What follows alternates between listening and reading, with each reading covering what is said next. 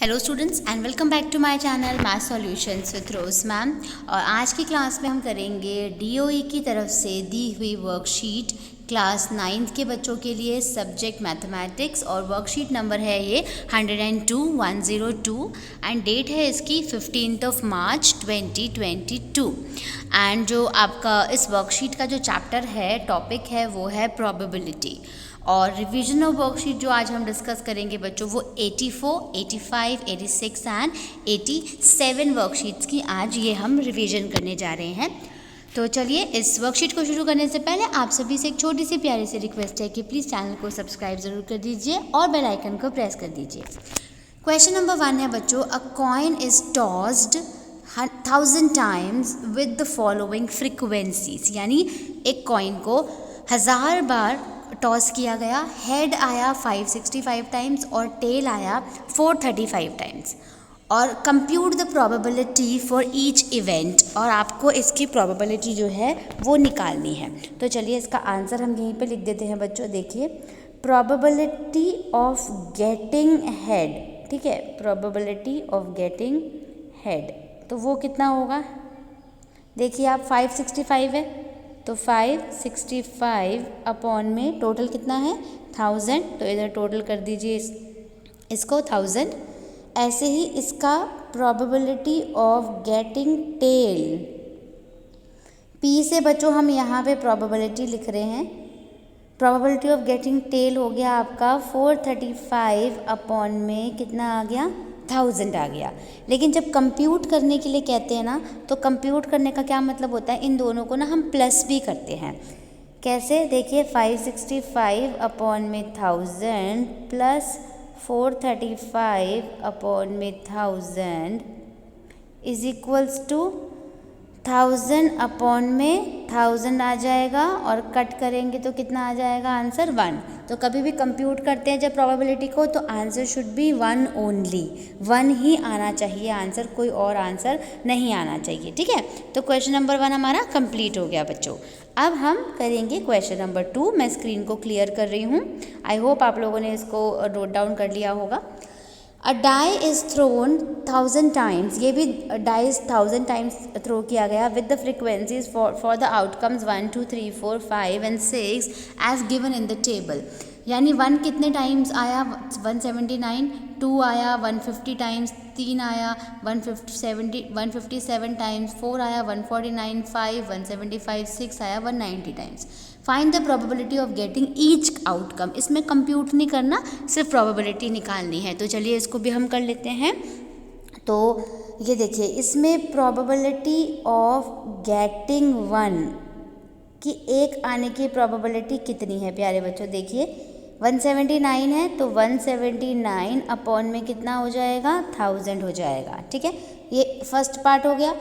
इसी का second part, probability of getting 2, तो 2 आने की प्रोबेबिलिटी क्या है 150, ये हो गया 150 अपॉन में 1000। ठीक है, तो फर्स्ट कर लिया, सेकंड कर लिया, अब हम थर्ड कर लेते हैं।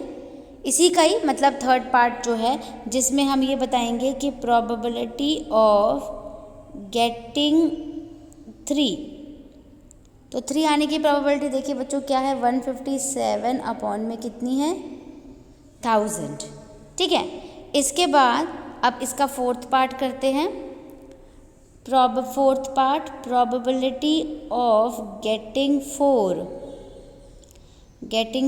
तो कितनी है देखिए 149 अपॉन में 1000। ठीक है, उसके बाद इसका fifth part, probability of getting 5, तो 175 अपॉन में क्या हो गया 1000।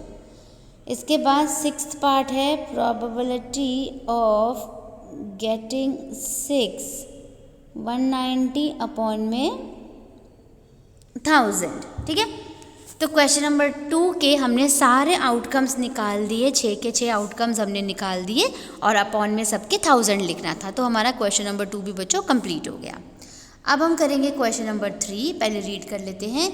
Consider the frequency distribution table given below which gives the weights of 38 students of a class. यानी टोटल हमारे पास आ गया 38. वेट आपको दे रखा है, देखिए यहाँ पे क्लास इंटरवल में, ठीक है. उसके बाद नंबर ऑफ स्टूडेंट्स कितने हैं, 9, 5, 14, 3, 2, 1 एंड 4, और टोटल कितने हैं, 38. ए पार्ट है find the probability that the weight of students in the class lies in the interval 41 to 50 kg. यानी 41 से 50 kg तक, यानी ये 2 इंटरवल हो गए. तो 2 इंटरवल में कितने स्टूडेंट्स हैं, 14 + 3. तो जो इसका फर्स्ट पार्ट है ना, ये वाले का फर्स्ट पार्ट जो है, इसका आंसर हो जाएगा आपका, यहाँ पर प्रोबेबिलिटी निकाल रहे हो आप, तो probability 41 to 50 kg is equals to, तो 14 + 3 कर दीजिए आप, कितना हो जाएगा बच्चों, 17, और अपॉन में कितना आ जाएगा, टोटल कितना दे रखा है, 38 दे रखा है. ठीक है, तो ये हो गया इसका आंसर, 17 अपॉन में 38. सेकेंड देखिए B part, find the probability that weight of a student is more than 50 kg.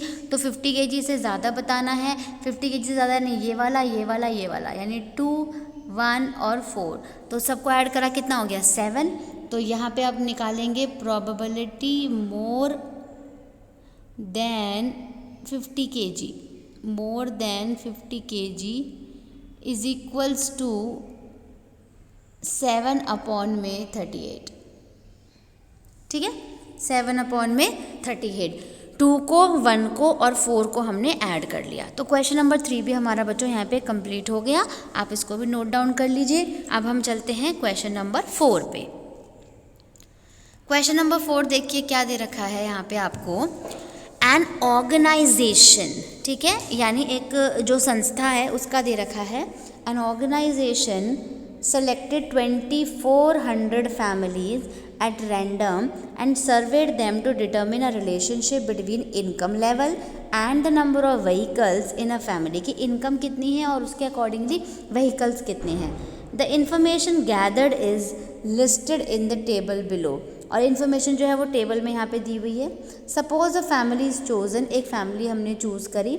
Find the probability that the family chosen is, यानी अब इसके आंसर्स देने हैं बच्चों. तो देखिए इसको थोड़ा सा जूम करती हूँ मैं. अब इसके आंसर्स के लिए देखिए बच्चों यहाँ पे क्या दिया हुआ है.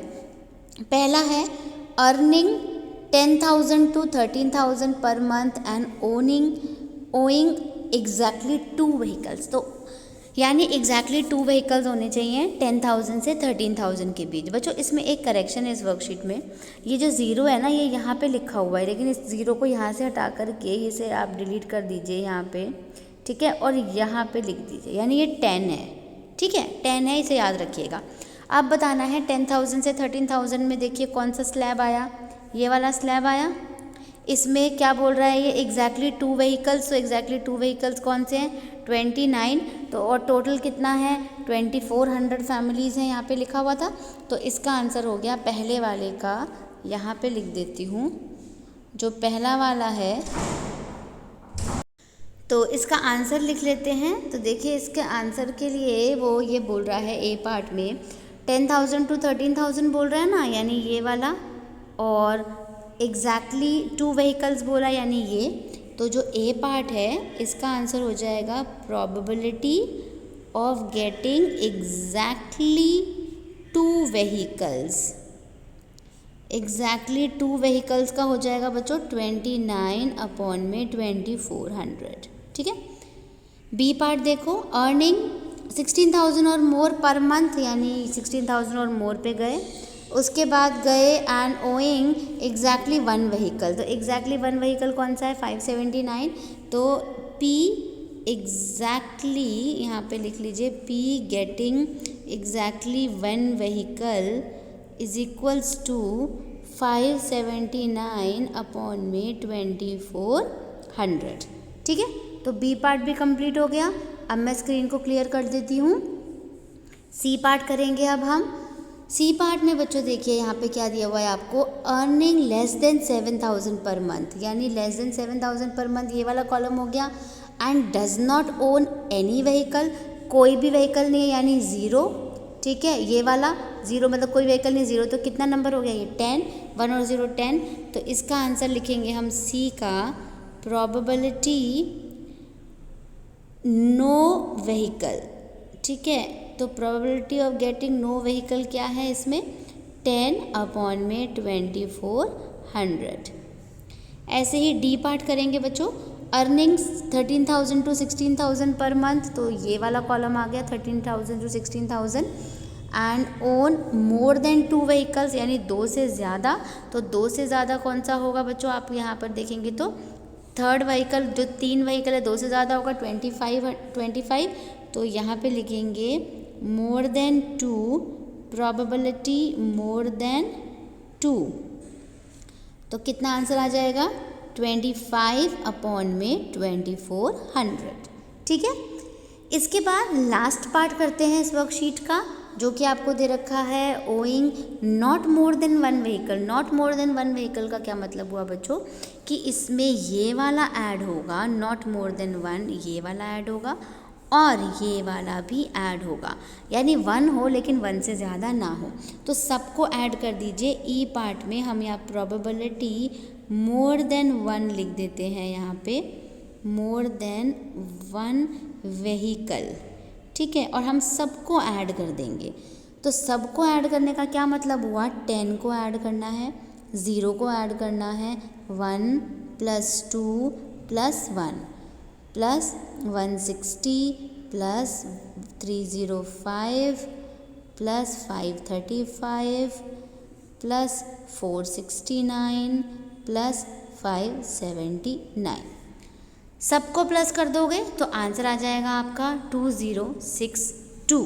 तो इसके बाद आप यहाँ पे इसको लिखेंगे नीचे इसके 2062/2400, ठीक है। ये वाला हमारा क्वेश्चन कंप्लीट हो गया। तो इसी के साथ हमारी आज की वर्कशीट भी यहीं पे कंप्लीट होती है। आपको वीडियो कैसी लगी बच्चे, मुझे कमेंट करके बताइएगा, मुझे आपके कमेंट का हमेशा से इंतज़ार रहता है। And thank you so much students for watching this full video. फिर मिलेंगे हम बच्चों नई वीडियो में, नई वर्कशीट के साथ, नए टॉपिक के साथ।